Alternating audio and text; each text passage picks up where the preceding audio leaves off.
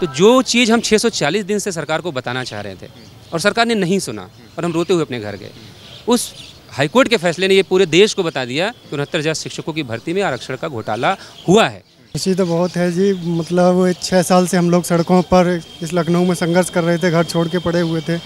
आज जब हाईकोर्ट का निर्णय हमारे पक्ष में आया तो बहुत खुशी हो रही है। मैं हूं आपके साथ हर्ष भारद्वाज। यूपी में 69,000 शिक्षकों की भर्ती में इलाहाबाद हाईकोर्ट बेंच ने बड़ा फैसला सुनाया है और आरक्षण घोटाले के आरोपों से लंबे अरसे से घिरी रही इस भर्ती की पूरी मेरिट लिस्ट रद्द कर दी है, जिसके बाद से सरकार पर विपक्षी दलों के हमले तेज हो गए और सरकार पर आरक्षण घोटाले के गंभीर आरोप लगाए जा रहे हैं। क्या है पूरा मामला, समझिए जरा।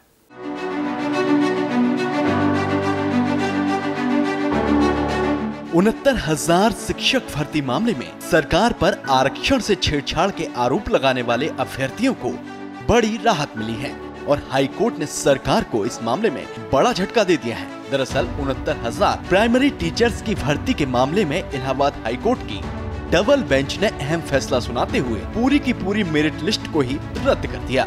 हाईकोर्ट ने सरकार को आदेश दिया है कि 3 महीने के अंदर नई मेरिट लिस्ट बनाई जाए, जिसमें बेसिक शिक्षा नियमावली और आरक्षण नियमावली का पालन हो। अभ्यर्थियों ने पूरी भर्ती पर सवाल उठाते हुए 19,000 पदों पर आरक्षण के घोटाले के गंभीर आरोप लगाए थे। अब हाईकोर्ट के फैसले से प्रदर्शनकारी अभ्यर्थी खुश नजर आ रहे हैं। 69,000 शिक्षकों की भर्ती के मामले में कई दिनों तक संघर्ष करने के बाद अब बड़ी राहत उन अभ्यर्थियों को मिली है जो कह रहे थे कि आरक्षण का पूर्णतः पालन नहीं किया गया है। विजय जी हमारे साथ हैं, उनसे बात कर लेते हैं। विजय जी, बड़ा लंबा संघर्ष किया है, हमने आपको देखा, कितने दिनों का संघर्ष रहा और ये जो हाईकोर्ट का फैसला आया है कितनी राहत भरा है? तो जो चीज़ हम 640 दिन से सरकार को बताना चाह रहे थे और सरकार ने नहीं सुना और हम रोते हुए अपने घर गए, उस हाईकोर्ट के फैसले ने ये पूरे देश को बता दिया कि 69,000 शिक्षकों की भर्ती में आरक्षण का घोटाला हुआ है।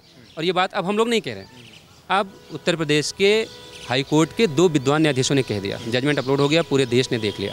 6-8 साल का संघर्ष रहा आप लोगों का, कितनी खुशी जाएगा? खुशी तो बहुत है जी, मतलब 6 साल से हम लोग सड़कों पर इस लखनऊ में संघर्ष कर रहे थे, घर छोड़ के पड़े हुए थे। आज जब हाईकोर्ट का निर्णय हमारे पक्ष में आया तो बहुत खुशी हो रही है। हाईकोर्ट ने सख्त आदेश सुनाया है और एक तरीके से माना है कि आरक्षण का इस पूरी प्रक्रिया में ठीक ढंग से पालन नहीं हुआ। 69,000 शिक्षक भर्ती मामले पर सरकार अब बैकफुट पर जाती हुई दिख रही है। ये पूरा मामला है क्या, वो आपको समझाएंगे, लेकिन उससे पहले इस मामले पर सरकार पर हो रहे सियासी हमलों पर नजर डाल लेते हैं। समाजवादी पार्टी के मुखिया अखिलेश यादव ने ट्वीट कर कहा है कि 69,000 शिक्षक भर्ती भी आखिरकार भाजपाई घपले, घोटाले और भ्रष्टाचार की शिकार साबित हुई है। हमारी मांग है कि नए सिरे से न्यायपूर्ण नई सूची बने, जिससे पारदर्शी और निष्पक्ष नियुक्तियां संभव हो सकें और प्रदेश में भाजपा काल में बाधित हुई शिक्षा व्यवस्था पुनः पटरी पर आ सके। हम नई सूची पर लगातार निगाह रखेंगे और किसी भी अभ्यर्थी के साथ कोई हकमारी या नाइंसाफी न हो, ये सुनिश्चित करवाने में कंधे से कंधा मिलाकर अभ्यर्थियों का साथ निभाएंगे। ये अभ्यर्थियों की संयुक्त शक्ति की जीत है। तो वहीं कांग्रेस ने भी सरकार पर सीधा हमला बोला है। यूपी कांग्रेस ने ट्वीट कर प्रतिक्रिया दी है। 69,000 शिक्षक भर्ती मामले में आखिरकार भाजपा सरकार का घोटाला साबित ही हो गया। इस भर्ती की नई सूची बनाई जानी चाहिए, जिसमें हर अभ्यर्थी के साथ न्याय हो सके। भाजपा सरकार पर माननीय उच्च न्यायालय का चाबुक चलने से अभ्यर्थियों को इंसाफ मिलने के साथ ही प्रदेश की बिगड़ी हुई शिक्षा व्यवस्था में भी सुधार होगा। कांग्रेस के साथ ही बीएसपी सुप्रीमो मायावती ने भी अपनी प्रतिक्रिया एक्स पर दी है। उन्होंने कहा है कि यूपी में साल 2019 में चयनित 69,000 शिक्षक अभ्यर्थियों की चयन सूची को रद्द करके 3 महीने के अंदर नई सूची बनाने के हाईकोर्ट के फैसले से साबित है कि सरकार ने अपना काम निष्पक्षता और ईमानदारी से नहीं किया है। इस मामले में खासकर आरक्षण वर्ग के पीड़ितों को न्याय मिलना सुनिश्चित हो। वैसे भी सरकारी नौकरियों की भर्तियों में पेपर लीक के मामले में सरकार का रिकॉर्ड भी पाक साफ नहीं होने पर ये काफी चर्चाओं में रहा है। अब सहायक शिक्षकों की सही बहाली नहीं होने से शिक्षा व्यवस्था पर इसका बुरा असर पड़ना स्वाभाविक है। मायावती हो या फिर यूपी के लड़के, चारों तरफ से सरकार पर सियासी हमले हो रहे हैं। ऐसे में समझ लेते हैं कि आखिर ये पूरा मामला है क्या। दरअसल उत्तर प्रदेश में जब अखिलेश यादव के नेतृत्व वाली समाजवादी पार्टी की सरकार थी, तब 1,37,000 शिक्षा मित्रों को सहायक शिक्षक के रूप में समायोजित कर दिया गया था। इसके बाद मामला सुप्रीम कोर्ट में जा पहुंचा और समायोजन को रद्द कर दिया गया। यानी अखिलेश सरकार ने जिन शिक्षा मित्रों को सहायक शिक्षक बना दिया था वो फिर से शिक्षा मित्र बन गए। फिर इसके बाद सुप्रीम कोर्ट ने 1,37,000 पदों पर भर्ती का आदेश योगी आदित्यनाथ के नेतृत्व वाली बीजेपी सरकार को दिया। योगी सरकार ने सुप्रीम कोर्ट में कहा कि हम एक साथ इतने पदों पर भर्ती नहीं कर सकते।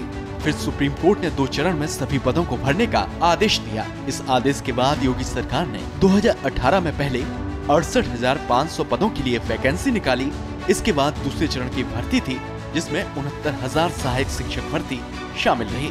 69,000 सहायक शिक्षक पदों के लिए निकली इस भर्ती की परीक्षा जनवरी 2019 में हुई।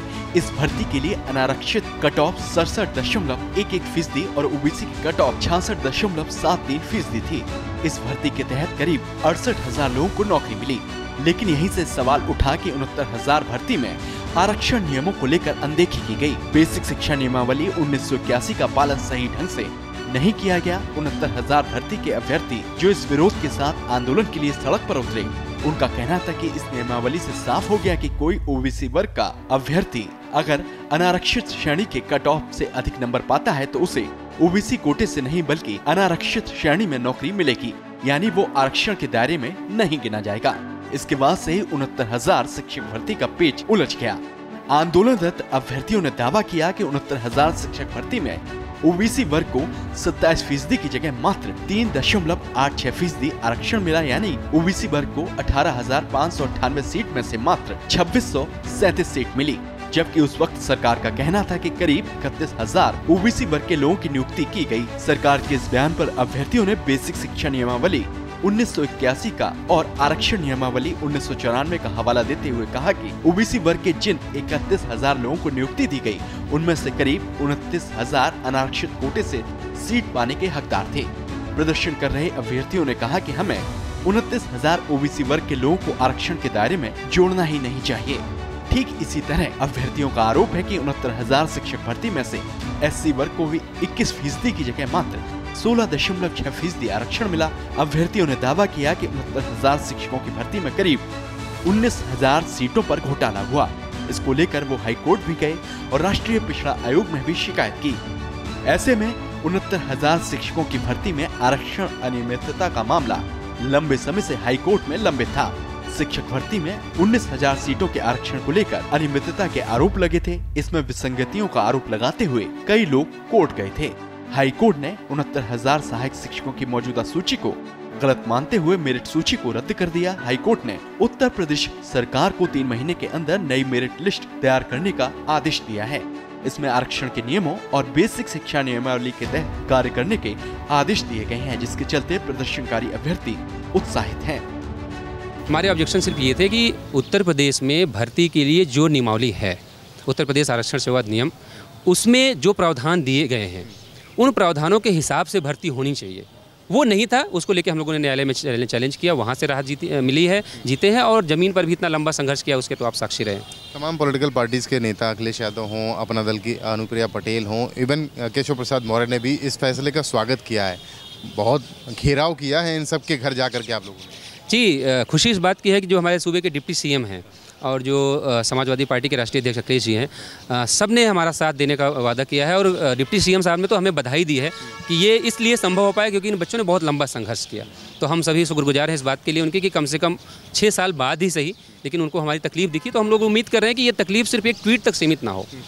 6 साल बाद अब और कोई डिले ना होते हुए हमें हमारा नियुक्ति पत्र मिलना चाहिए और हमें अपने विद्यालय में पहुंचना चाहिए। हम दोबारा सड़कों पर लखनऊ में न दिखें, ये जिम्मेदारी हमारे डिप्टी सीएम साहब की होनी चाहिए। हाईकोर्ट ने आप लोगों को तो राहत दी है, लेकिन 6800 लोग आप लोग एकोमोडेट किए जाएंगे, तो जो लोग आपकी जगह थे, आपके मुताबिक आप लोगों की जगह भर्ती कर लिए गए थे। अब ये बात आप नहीं कह सकते हमारे मुताबिक, अब तो हाईकोर्ट ने कह दिया है, हमारे मुताबिक नहीं हो सकता। हाईकोर्ट ने कह दिया कि जो गलत नियुक्तियां हैं उनको एक सेशन की राहत देते हुए आप, क्योंकि बच्चों का नुकसान नहीं होना चाहिए। उनके लिए वही मैं कह रहा था कि उनके लिए आप लोग क्या सोचते हैं? उनके लिए हम सिर्फ यही चाहते हैं कि देखिए, जो नियुक्तियां हुई हैं उसमें उनकी कोई गलती नहीं कि उन्होंने कोई जाली दस्तावेज लगाया हो।